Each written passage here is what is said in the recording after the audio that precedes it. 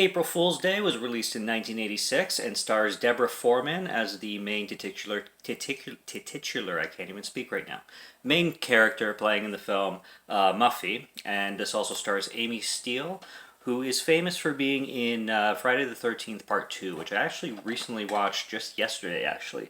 Very interesting. She plays Ginny in that film, and one of the best and most favorite final girls for most people, for sure. And this is a first time watch for me. I'd never watched this film before, so I'm here to talk about it a little bit as much detail as I can. I mean, I'm probably going to be spoiling some things, and this is an older film, so if you haven't seen it before, I definitely recommend going to check it out for sure, and then coming back to this review.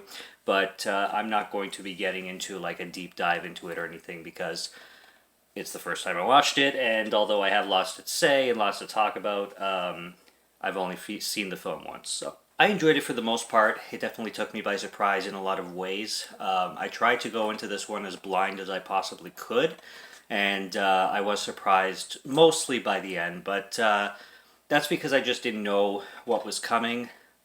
While the film progressed and as the film kept going, it started to get a little bit predictable, so I can't really say that I was blown away or shocked by any of the reveals that happened in this film, but I still had fun with them, and this has always been the film. The biggest thing that sold this to me is that this is the slasher movie with no kills. That just by itself always put me in curiosity. I'm like, how can you have a slasher film without kills? That's what a slasher film is. And how would they go around that? How would they make a slasher formula without any murders, without any, slays kind of thing. But they managed to do it, and they play this film out in an interesting way. So this film opens up basically with this really creepy music box music going on, and this girl is basically cleaning out her basement, seemingly. Actually, before that, the film actually opens up with this like home video kind of thing, where these guys and girls are kind of videoing each other with a home video camera, and they're talking and introducing themselves, and one girl is like saying, like, talking about her career and like her hobbies and stuff like that, and then she's just like, and I fuck on the first date. So I found that funny, and they're just bouncing back and forth. But then it goes to this girl who's played by Deborah Foreman, Muffy, and she's cleaning out a basement, and she has this music box, and then there's this flashback of a birthday party, and apparently she got pranked as a little girl at this birthday party with this music box, and this like thing popped out of the music box when she was like a little girl, so it traumatized her. But she's opening the music box as if she's liking it, like she's smiling and she's listening to the music as an adult, but it plays out as if when she was a child she was traumatized by this music box.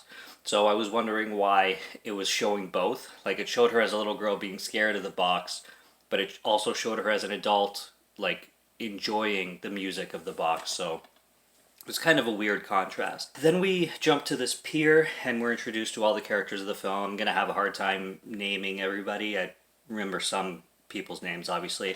Harvey is my favorite. Hi, my name's Harvey, but people call me Hal. Those names don't sound too familiar or too similar other than the H being in it, but Amy Steele plays this girl named Kit, and like I said, I'll try my best with names, but there's a lot of characters and I didn't get everybody's. So they're at this pier, and they're planning to go to Muffy's home, which I think she inherited. That's why she was cleaning the basement. So it's officially hers, and she's hosting this April Fool's party, I guess.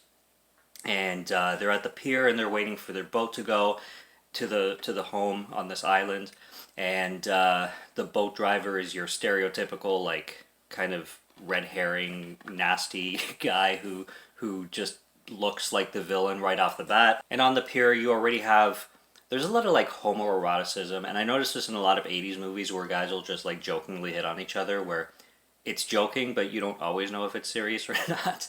But they're already playing April Fool's jokes on each other, and one's like, your fly's undone and your Hostess Twinkie is showing, or something like that.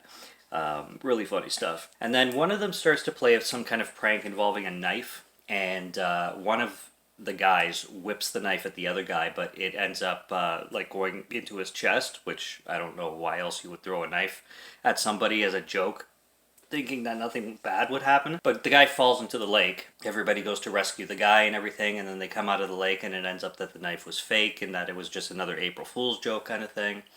And you're getting the April Fool's thing basically right off the bat in this film.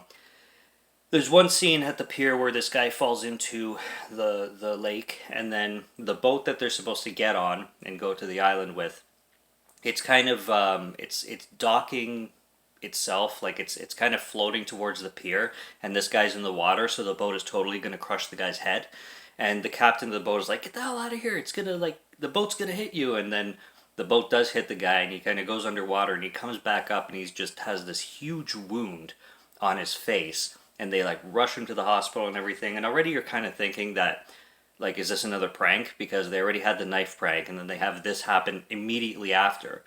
But he gets thrown on a boat, and he gets taken to the hospital, and we don't see him again for a while. And you're wondering, it's like, where's this going? Like all these pranks happening. Once they get to the house, they have this like dinner party, and Muffy is hosting this dinner party, and it's just pranks galore. This guy sits on a chair, and the back legs of the chair like fall over, so he rolls backwards. This happens twice to him. Though that prank specifically actually made me laugh the most out of everything that goes on.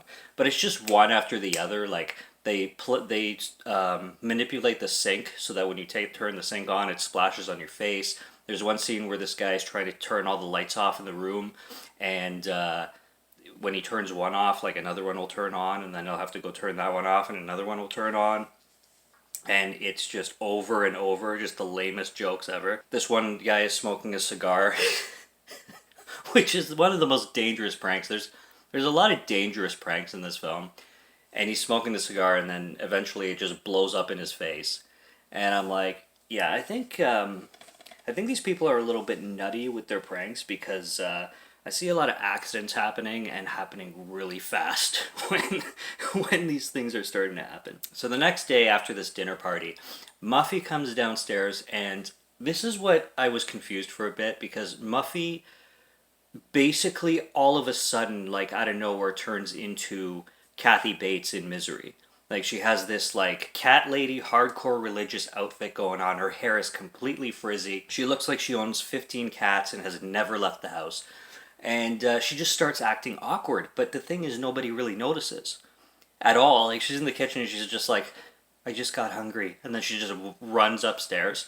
Just the night before, she was hosting a dinner party and she looked beautiful and she was just fine. And now she's like all batshit insane. I was like, does anybody notice this girl acting strange? Like, what the hell is going on here? And things start to progress a little bit with Muffy's character. She consistently acts strange, and nobody really pays attention to it.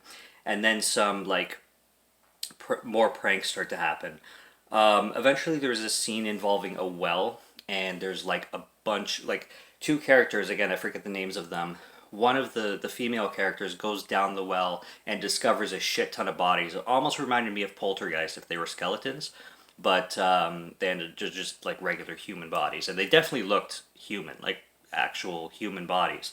And she starts screaming and yelling, and the guy's trying to get her out of there. And it was a really intense scene because it actually looked like genuinely realistic.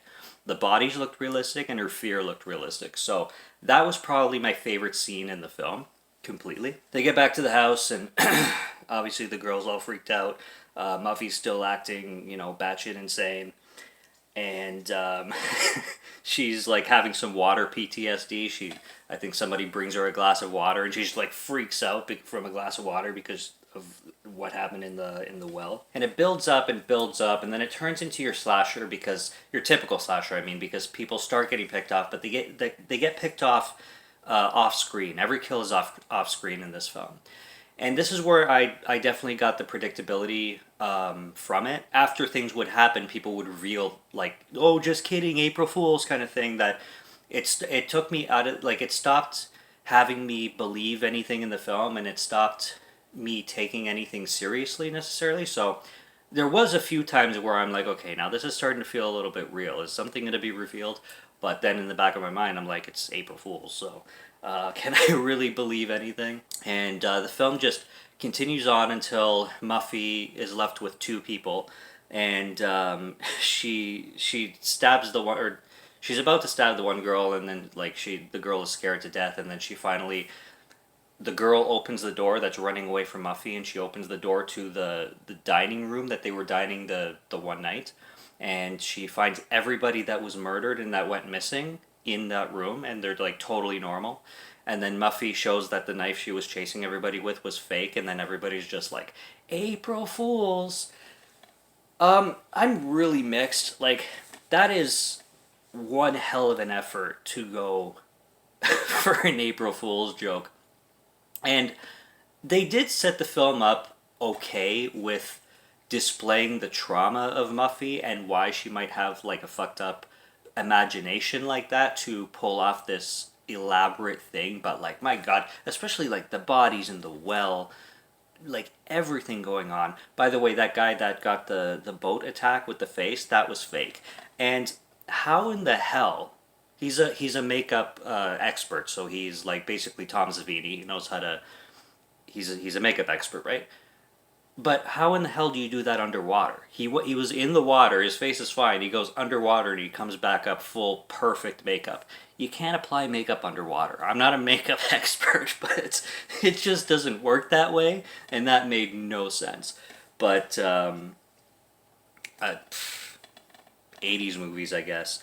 There's this weird scene randomly where this guy is with his girlfriend in one of the bedrooms, and he's wearing just random gimp masks, and he's trying. I don't know where he got them, but he's just trying on one at a time, and I'm just like, where is this coming from? This is almost feeling like People Under the Stairs from, or by Wes Craven for a little bit. Like, are we going in that direction? Man, I'm just like jumping back and forth in this film. Like I said, first time watch, so I'm kind of just talking about my most memorable points. Yeah, so these two, this final girl and final guy, and like they're the last ones left, and then when everybody's like, April Fools, they're like freaking out, and it's like, how dare you do this to me? And then like 2 minutes later, they're fine with it, and then they're all like popping champagne and celebrating April Fool's Day, and then Muffy reveals like everything that happened in detail, like how they faked it, how they manipulated everybody. So she tells the whole story and how she plotted this whole April Fool's shenanigan, and it's just so crazy and convoluted. And then the two people at the end who would have been traumatized in real life, obviously, are just totally cool with the whole situation. Just hilarious. And they have this prosthetic head that they used as a prop in the well, I think, or somewhere, as like somebody's severed head kind of thing. And they're all playing with it. They're like trying to kiss it. One guy like tries to get the head down to his crotch. And then you have the final scene where Muffy is sitting in her bedroom. She's about to go to sleep at night, and this whole party is done and everything. And then you have this woman come behind her and slit her throat. And then the woman shows her face, and she shows that she also has a fake knife and fake blood and everything. And then the woman just looks at Muffy and says, April Fools, did you have a good day? And I'm guessing that's her mom. So I'm guessing this whole family's messed, and Muffy just has a really, really, really weird upbringing. And because of it, she has this cynical love for April Fool's Day. Very interesting concept, and I'll give this film credit to be able to pull off a concept like this, because like I said, a slasher film with no kills, that's really hard to do. And I can't really say that this film is...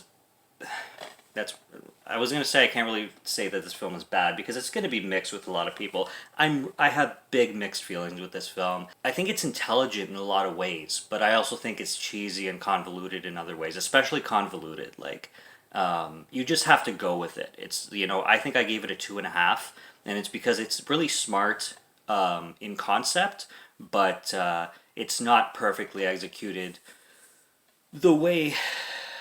But then again, I don't know how you could do it better either. So, you know what I mean? So it's really hard to... Like, I'll have to sit on this one and think about it a little bit longer.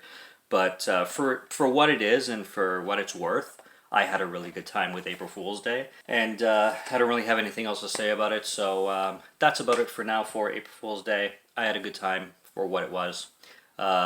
Happy April Fool's Day, and subscribe to Morgan Film Fan if you like to listen to my voice or if you like my film reviews. I'll be back with more soon, so stay tuned for those. Check out what's on the channel already. Stay tuned for what's coming. Until next review, have a good one, take care, and cheers.